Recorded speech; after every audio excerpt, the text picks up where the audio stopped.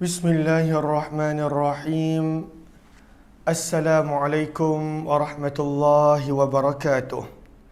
Bismillah, alhamdulillah, wassalatu wassalamu ala habibillah Sayyidina Muhammad ibn Abdillah wa ala alihi wa sahbihi wa mawalah. Subhanaka la ilma lana illa ma 'allamtana innaka antal alimul hakim. ولا حول ولا قوة إلا بالله العلي العظيم. اللهم رب اشرح لنا صدورنا ويسر لنا أمورنا واحلل عقدة من ألسنتنا يفقه أقوالنا. اللهم فقهنا في الدين وعلمنا التأويل. اللهم ألهمنا مراشد أمورنا وأعذنا من شرور أنفسنا برحمتك يا رب العالمين والحمد لله رب العالمين. Ahlan kepada sahabat-sahabat semua, sabahun nur, sabahul khair, selamat pagi. Salam pertemuan dalam Hayati Quran siri yang ke-650 bersama dengan saya Umar Aziz, di mana kita akan berkongsi setiap hari satu ayat daripada kalamullah, daripada Al-Quran. Moga-moga ada ibrah dan pengajaran, ada manfaat dan kebaikan yang kita boleh bawa dalam kehidupan seharian. Ahlan kepada sahabat-sahabat yang saya perasan, ada Azaz, kemudian Red Rose dan juga Ummi Abi serta Rinai Hamdan. Terima kasih banyak-banyak. Jazakumullah khairah. Terima kasih Ummi Abi. Terima kasih kepada sahabat-sahabat yang berada di ruangan TikTok. Di FB, ahlan Kak Kamiza, Mar Azwa, Zuraida, Aniza Omar, Kati Khairuddin, Norisa, Siti Amni, Marini Rahman, Rin Khairil, Ana Sukaimi, Rozana dan juga Zakia Muhammad Nin, As-Sulaimi, Az-Zahra, Fatimah Cikmat, Kati Khairuddin, Safia Sapian, Kamiza Muhammad Amil, Rozana, Ali Lili, Haninani, Hajar Azai, Jura Azlin, Su Sharif, Laila Omar, Serina Abdul Rahman, William, Habibah Suib dan juga Serina Abdul Rahman serta semua sahabat-sahabat yang lain. Ahlan, waalaikumsalam warahmatullahi wabarakatuh. Terima kasih juga Limau Nipis, Rashdi dan juga semua sahabat-sahabat yang lain. Hari ini kita masih lagi berada pada ayat yang ke-42. Semalam kita tak sempat nak habiskan. Mohon jasa baik sahabat-sahabat untuk bantu share, bantu untuk kongsi, bantu untuk sebar luas. Mudah-mudahan lebih ramai yang beroleh manfaat. Lalu semalam kita telah lihat ringkasan ayat yang ke-42 dan juga kaitan ayat 42 dan sebelumnya. Kita juga telah melihat terjemahan dan kita telah lihat ada 3 mesej secara ringkas yang Allah Subhanahu Wa Taala terangkan pada ayat yang ke-42. Hari ini kita nak sambung berkenaan tentang Allahumma salli ala sayyidina Muhammad, pengajaran-pengajaran yang kita boleh dapat. Lalu ada 4 mesej pada ayat 42, yang mana mesej yang pertama, Allah Subhanahu Wa Taala memberikan gambaran kedudukan pasukan Muslim dan juga musyrikin Mekah beserta rombongan tentera Abu Sufyan. Itu mesej pertama. Idh antum bil udwatid dunya wa hum bil udwatil quswa war rakbu asfala minkum. Ingatlah ketika kamu berada di pinggiran lembah yang hampir dengan Madinah, dan mereka iaitu orang musyrikin Mekah berada di pinggiran lembah Al-Quswa yang jauh daripada Madinah. War-rakbu, dan rombongan perniagaan Abu Sufyan berada asfala minkum, di dataran rendah daripada kamu, iaitu di jalan pantai. Maka ini mesej pertama. Allah menerangkan berkenaan tentang kedudukan pasukan Islam musyrikin Mekah ketika perang Badar dan juga kedudukan rombongan perniagaan Abu Sufyan. Kemudian bahagian yang kedua ayat adalah firman Allah, walau tawa'adtum lakhtalaftum fil mi'ad. Dan jika kamu saling berpakat, bila nak perang ni, bila pada waktu itu nak jumpa, lakhtalaftum fil mi'ad, pasti kamu akan berselisih, kamu akan berbeza pendapat dalam menentukan ketetapan, fil mi'ad, dalam menentukan hari. Sebab Badar pada waktu itu tidak dirancang. Badar tidak dirancang. Nanti kita akan pergi lebih detail. Kita sekarang sekadar nak membahagi-bahagikan mesej yang ada pada ayat yang ke-42. Kemudian firman Allah pada bahagian yang ketiga ayat, walakin liyaqdiyallahu amran kana maf'ula liyahlika man halaka wa yahya man hayya an bayyinah. Allah Subhanahu wa taala berfirman pada bahagian yang ketiga daripada ayat ini, walakin, dan akan tetapi Allah Subhanahu wa taala ingin menetapkan suatu ketetapan. Apakah ketetapan tersebut? Ketetapan tersebut adalah Allah Subhanahu wa taala nak menentukan bahawa orang yang layak binasa seperti mana Abu Jahal dan kuncu-kuncunya yang begitu banyak menolak kebenaran, maka mereka binasa.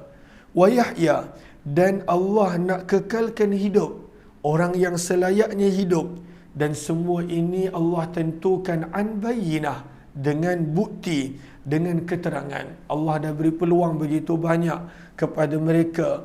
Allah pada waktu itu uji dengan pelbagai ujian pada sahabat. Maka Allah Subhanahu wa taala berfirman, Allah Subhanahu wa taala dengan pertemuan pada Badar ini, pada waktu itu Allah nak menentukan satu ketetapan, orang yang pada waktu itu selayaknya binasa, maka dia binasa. Orang yang selayaknya kekal hidup, maka pada waktu itu dia kekal hidup. Maka itu adalah mesej yang ketiga yang ada pada ayat 42. Kemudian mesej yang terakhir ada pada ayat 42, wa innallaha lasami'un alim, dan sesungguhnya Allah Maha mendengar, Maha mengetahui. Lalu mesej ni kita boleh dapat bila kita lihat terjemahan dia. Namun apakah pengajaran yang kita boleh dapat? Semalam kita telah terangkan satu pengajaran, iaitu perkataan iz yang ada pada awal ayat.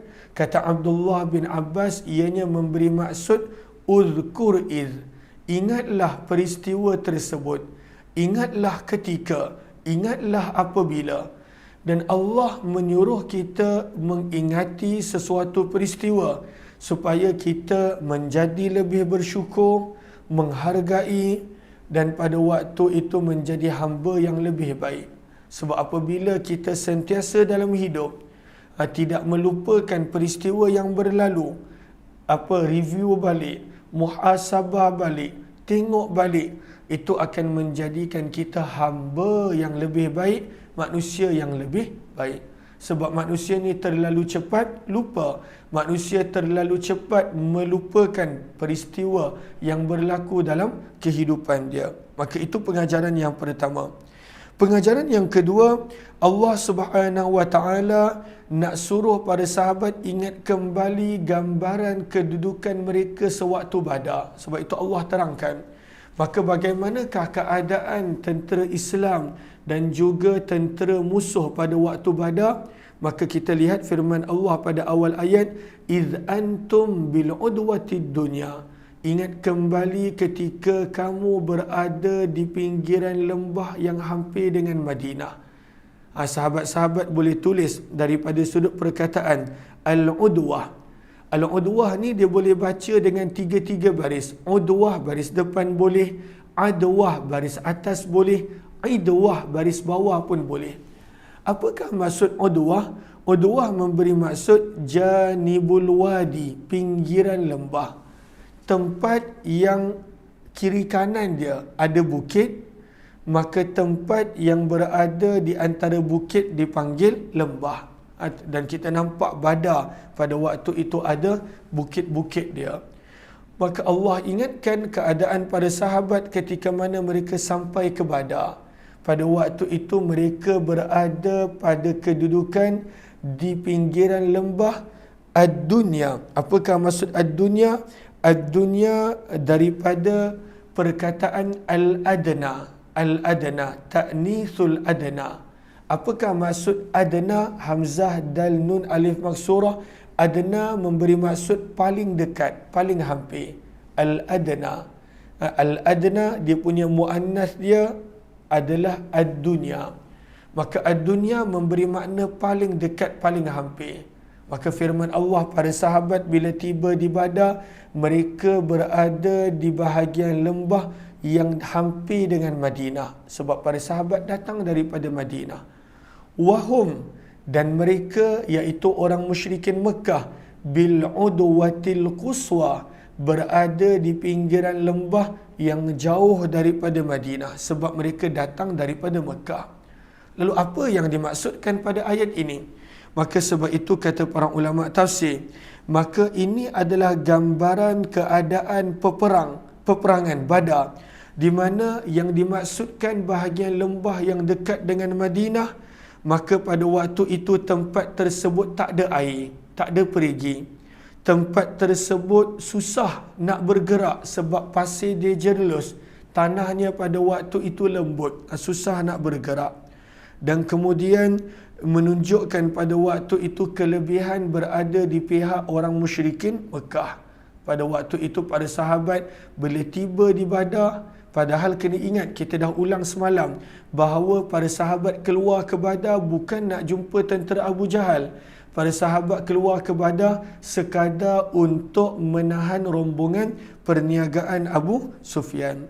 Namun pada waktu itu mereka perlu berhadapan dengan tentera Abu Jahal yang jauh lebih banyak daripada mereka, lebih cukup kelengkapan daripada mereka. Bila sampai dekat Badar, mereka diuji dengan tempat mereka teruk. Posisi kedudukan mereka pada waktu itu adalah teruk. Maka ini adalah gambaran ujian yang dihadapi oleh para sahabat. Musuh pula berada di mana? Firman Allah Subhanahu wa taala, wahum, dan mereka iaitu orang musyrik Mekah, bil udwatil quswa, berada di pinggiran lembah yang jauh dalam kurungan daripada Madinah. Mereka berada jauh daripada Madinah.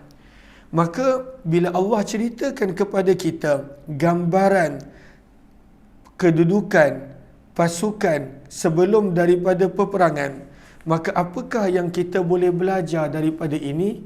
Sebenarnya kita boleh letakkan situasi gambaran kedudukan pasukan ini dengan gambaran ujian-ujian yang ada dalam kehidupan kita. Para sahabat bayangkan, mereka keluar daripada Madinah berhari-hari pada waktu itu kerana Nabi ajak mereka menghalang rombongan perniagaan Abu Sufyan. Kemudian tak berlaku, mereka terlepas rombongan Abu Sufyan, mereka divert laluan mereka, ambil laluan jauh, laluan lain, para sahabat tak dapat nak kejar. Dan kemudian para sahabat pada waktu itu perlu berhadapan dengan tentera pula, tentera Abu Jahal yang keluar daripada Mekah untuk menyelamatkan rombongan perniagaan mereka. Ujian untuk para sahabat. Kemudian bila sampai ke tempat peperangan, para sahabat punya tempat-tempat yang tak elok, tak ada air. Orang musyrikin Mekah mereka ada air. Para sahabat punya tempat nak berjalan bergerak pun susah sebab tanahnya tak elok. Orang musyrikin Mekah berada pada tanah yang keras dan sebagainya. Maka apakah yang kita boleh dapat di sini? Maka di sini kita boleh dapat, dalam tafsir Al-Wasit menyebut, al-faidah. Faedah yang kita boleh dapat bila Allah ceritakan keadaan situasi yang menunjukkan pada waktu itu kelemahan umat Islam, kekuatan yang dimiliki oleh musuh. Tapi apa yang kita boleh belajar dalam kehidupan kita, banyak kali kita diuji dengan keadaan yang melemahkan kita. Ujian yang cuba untuk melemahkan kita. Ujian yang cuba pada waktu itu nak menguji kita. Maka kita lihat para sahabat mereka tak berundur. Para sahabat mereka tak mengalah. Para sahabat mereka pada waktu itu kekal istiqamah. At-tathbit. Mereka kekal pada waktu itu istiqamah. Mereka percaya kepada janji Allah. walaupun pada saat yang paling getih dalam kehidupan mereka, mereka berada pada keadaan yang sangat teruk dalam kehidupan mereka, tapi mereka tetap istiqamah, tetap pada waktu itu bangkit berjuang, tetap pada waktu itu percaya pada janji Allah. Maka pengajaran yang kedua yang kita boleh belajar daripada gambaran kedudukan pasukan ketika mana peperangan Badar, maka di sini kata para ulama, kita boleh kaitkan dengan situasi kehidupan kita, dengan gambaran kehidupan kita. Kita tak boleh dalam hidup kita semua yang kita nak dapat, semua yang kita rancang jadi, semua yang pada waktu itu kita harapkan berlaku. Itu bukan kehidupan. Maka sebab itu Allah Subhanahu Wa Taala mengingatkan untuk kita belajar pada waktu itu bangkit apabila apa yang kita rancang pada waktu itu tak terjadi. Istiqamah berterusan ketika mana kita diuji pada saat yang paling teruk dan paling buruk dalam kehidupan. Sebab ini, gambaran ini menunjukkan situasi para sahabat radhiyallahu taala anhum. Maka itu pengajaran yang kedua. Maka boleh tulis pada pengajaran yang kedua, pada awal ayat yang ke-42, bila Allah menceritakan situasi, gambaran, kedudukan pasukan tentera Islam dan musuh di peperangan Badar. Namun, para sahabat kekal istiqamah, kekal berjuang, kekal bangkit, walaupun keadaan dan suasana tidak berpihak kepada mereka. Dan Allah anugerahkan kemenangan. Sebab itu pada hujung ayat, Allah sebut, Allah buat apa yang Allah buat kerana Allah nak binasakan orang yang selayaknya binasa. Allah nak kurniakan kehidupan kepada orang yang selayaknya Allah kurniakan kehidupan. Lalu sebenarnya pengajaran yang kita boleh dapat adalah daripada situasi gambaran peperangan Badar, kadangkala itulah situasi gambaran kehidupan kita. Diuji, disakiti, macam-macam yang berlaku. Tapi kita belajar daripada para sahabat, bangkit, istiqamah, terus percaya pada janji Allah dan Rasul. Maka kemenangan pasti akan datang. Maka itu pengajaran yang kedua. Ahlan-ahlan kepada sahabat-sahabat yang baru join, kita sedang melihat ayat 42 daripada surah yang ke-8 Al-Anfal. Jika ada Al-Quran, maka boleh buka, maka boleh lihat supaya kita boleh sama-sama menghayati insya-Allah. Maka itu adalah pengajaran yang kedua. Pengajaran yang ketiga, Allah gambarkan rombongan perniagaan Abu Sufyan yang Nabi keluar daripada Madinah untuk dapatkan. Kena ingat, lagi sekali saya ulang, para sahabat dan Nabi keluar ke Badar pada asalnya bukan untuk perang. Sebab itu mereka tak ada persiapan pun untuk perang. Sebab itu peperangan ni berat untuk mereka. Kenapa para sahabat dan Nabi SAW keluar? Maka para sahabat dan Nabi SAW keluar pada waktu itu adalah untuk menahan rombongan perniagaan Abu Sufyan yang dalam perjalanan balik daripada Syam menuju ke Mekah. Maka Nabi SAW dah rancang rapi. Nabi stationkan 2 orang sahabat untuk meneliti beberapa hari bila rombongan ini akan tiba dekat Badar. Nabi dah buat penelitian. Tapi Abu Sufyan berjaya hidup dan dia ubah laluan dia. Maka di manakah rombongan yang Nabi dan para sahabat harapkan? Sebab mereka membawa harta yang sangat banyak daripada harta-harta para sahabat yang mereka rampas ketika mana para sahabat berhijrah. Di manakah rombongan tersebut? Maka firman Allah, warrakbu asfala minkum. Pada ayat 42, warrakbu. Dan apakah maksud ar-rakab? Maka ar-rakab memberi makna adalah kumpulan unta-unta. Sebab itu disebut di sini ar-rakab jam'u rakib, adalah plural dan jamak kepada rakib. Apakah maksud rakib? Kumpulan yang terdiri sekurang-kurangnya 10 orang yang pada waktu itu menunggang unta. Penunggang unta dipanggil ar-rakbu. yang terdiri daripada 10 orang ke atas. Maka Allah Subhanahu wa taala menerangkan warrakbu, dan rombongan perniagaan Abu Sufyan yang Nabi dan para sahabat ingin untuk dapatkan, asfala, berada di dataran rendah, minkum, daripada kamu. Dan apakah yang dimaksudkan dengan dataran rendah? Iaitu jalan pantai. Abu Sufyan mereka ikut jalan lain, mereka ubah jalan, dan pada waktu itu mereka ikut jalan pantai yang lebih kurang 3 batu daripada Nabi dan para sahabat. Dan Nabi dan para sahabat tak boleh nak kejar sebab rombongan Abu Jahal pada waktu itu dah menghalang antara Nabi dan rombongan perniagaan Abu Sufyan. Tapi apa pengajaran yang kita boleh dapat bila Allah ceritakan tentang rombongan perniagaan Abu Sufyan yang Nabi dan para sahabat ingin untuk halang, pada waktu itu tidak berjaya. Padahal Nabi dan para sahabat keluar daripada Madinah menuju ke Badar, makan masa beberapa hari, mengambil perancangan yang sangat teliti, persediaan yang sangat rapi, namun tidak berjaya.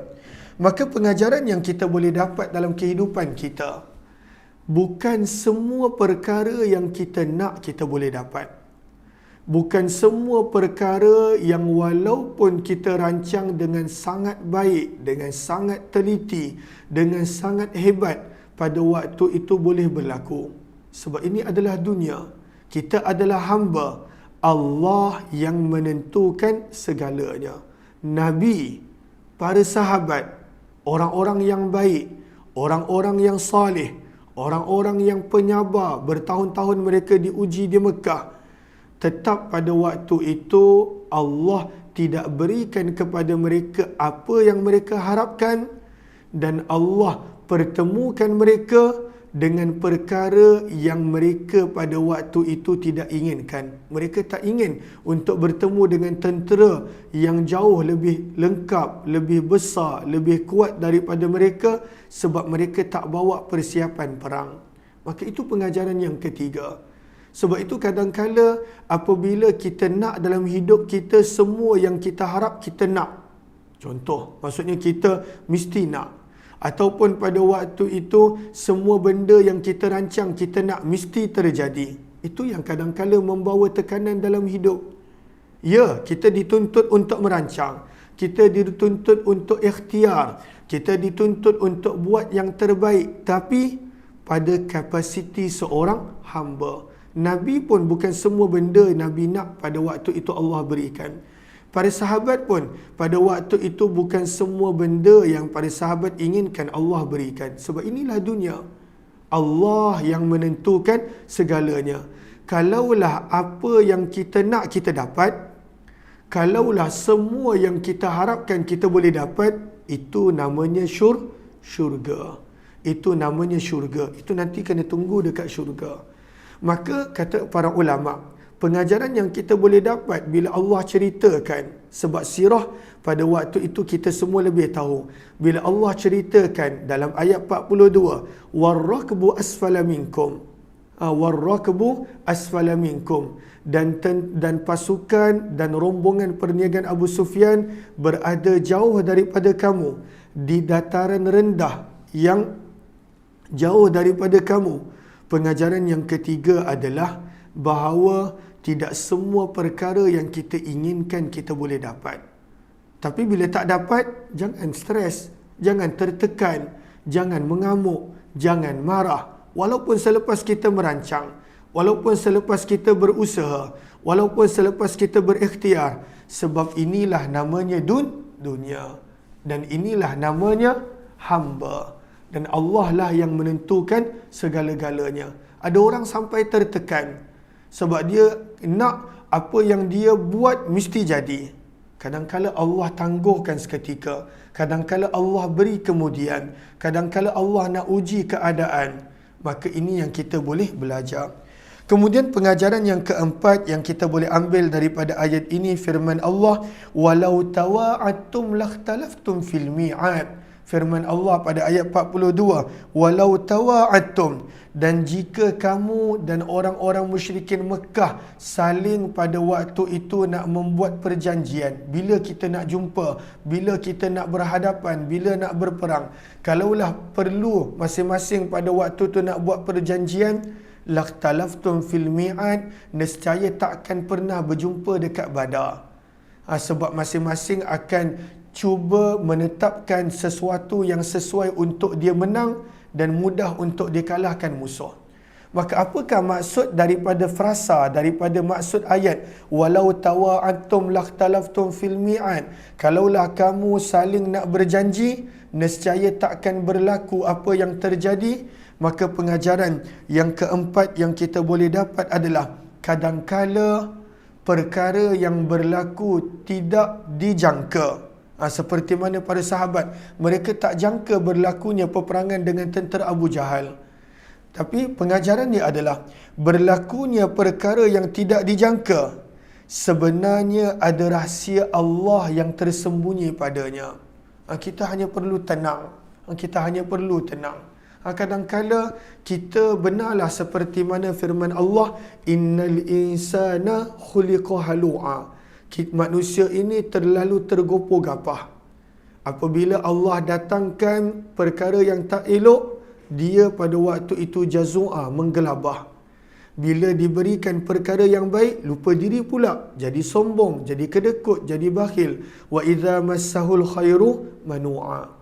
Maka pengajaran daripada firman Allah walau tawa'attum lakhtalaftum fil mi'ad, bahawa berlakunya dalam kehidupan kita perkara yang kita tak jangka, tiba-tiba terjadi.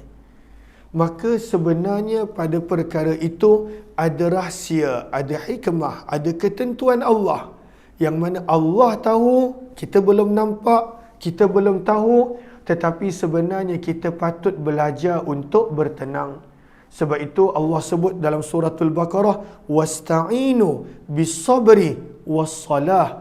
Bila berlakunya apa-apa, maka cari dulu pertolongan Allah dengan sabar.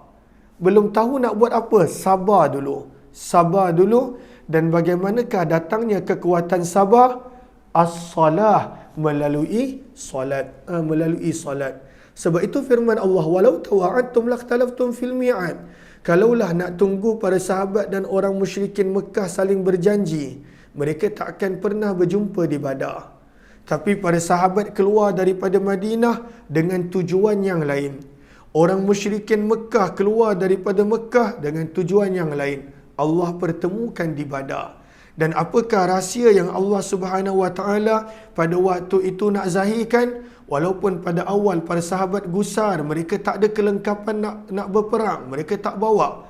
Firman Allah, walakin liyaqdiyallahu amra, dan akan tetapi Allah nak menetapkan suatu ketetapan, kana maf'ula, yang mesti berlaku, yang harus berlaku. Apakah ketetapan tersebut? Liyahlika man halak wa yahya man hayya an bayyinah. Allah nak berikan kemenangan kepada umat Islam, dan Allah nak membinasakan orang-orang musyrikin Mekah yang sombong, yang pada waktu itu degil. Ahlan-ahlan kepada sahabat-sahabat yang baru join, mohon jasa baik untuk bantu share, bantu untuk kongsi, bantu untuk sebar luas. Mudah-mudahan lebih ramai yang beroleh manfaat. Maka itu adalah pengajaran yang keempat, berlakunya perkara yang tak dijangka di dalam kehidupan kita. Sebenarnya untuk mendidik kita lebih sedar kapasiti kita hanyalah hamba. Akhirnya kita hamba. Kita buatlah yang terbaik. Kita rancanglah yang terbaik. Kita buatlah apa pun. Yang mana itu tuntutan. Bukanlah maksudnya lepas ni jangan buat, jangan rancang, jangan pada waktu tu apa-apa. Akhirnya kita adalah tetap hamba. Ada hikmah yang Allah inginkan berlaku, yang kita belum faham, yang kita belum tahu, yang kita pada waktu itu belum nampak. Lalu kita sepatutnya kekal sabar, kekal tenang, kekal pada waktu itu percaya pada janji Allah. Contoh, kalaulah dengan situasi yang berlaku pada waktu Covid, pada waktu COVID, yang mana ada sebahagian orang teruk diuji. Tapi kadang-kadang orang yang teruk diuji ini, dia berani melakukan perubahan. Contohnya kita, dulu sebelum COVID, tak ada orang pada waktu itu nak belajar secara online. Tak ada. Saya sendiri pun tak pernah mengajar. Saya dah mulakan online sebelum COVID. Cumanya tak istiqamah. Hayati Quran bermula daripada awal 2019. Cuma pada waktu tu tak berapa istiqamah. Tapi kita mungkin tak akan berjumpa kalaulah bukan kerana COVID. Kita mungkin tak khatamkan sirah dan juga azkar, dua kitab yang sangat tebal buat yang sempat join. Kita mungkin tak sampai juz yang ke-10. Kita dah baca 9 juz pada waktu COVID. Lalu pengajarannya adalah setiap yang berlaku ada kebaikan dia. Cuma pada waktu itu disebabkan benda tu berlaku kerana kita tak jangka, kita mungkin tak bersedia. Maka sebenarnya ada hikmah pada setiap yang berlaku. Allah nak ingatkan pada ayat ini, dan sebab itu Allah sebut pada hujung ayat, Allah Maha mengetahui. Wa innallaha lasami', Allah Maha mendengar, dan dalam masa yang sama alim, Allah Maha mengetahui. Mudah-mudahan adanya manfaat, insya-Allah. Kita jumpa jam 10 nanti. Jam 10 nanti insya-Allah kita akan mulakan tadabbur surah Yusuf, yang mana Masjid Al-Ikhlas ada buka satu slot untuk saya berkongsi tentang surah Yusuf. Lalu kita akan berkongsi tadabbur surah Yusuf. Slot yang pertama adalah hari ini, dan slot yang kedua 21, dan slot yang berikutnya nanti pada bulan-bulan yang berikutnya saya pun tak pasti berapa hari bulan, sebab jadual saya pun sentiasa berubah. Lalu kepada yang ingin untuk menghayati surah Yusuf, maka kita jumpa nanti jam 10 pagi di Facebook Masjid Al-Ikhlas Section 13 Shah Alam. Jika ada live, nanti saya akan kongsikan, insya-Allah. Terima kasih semua.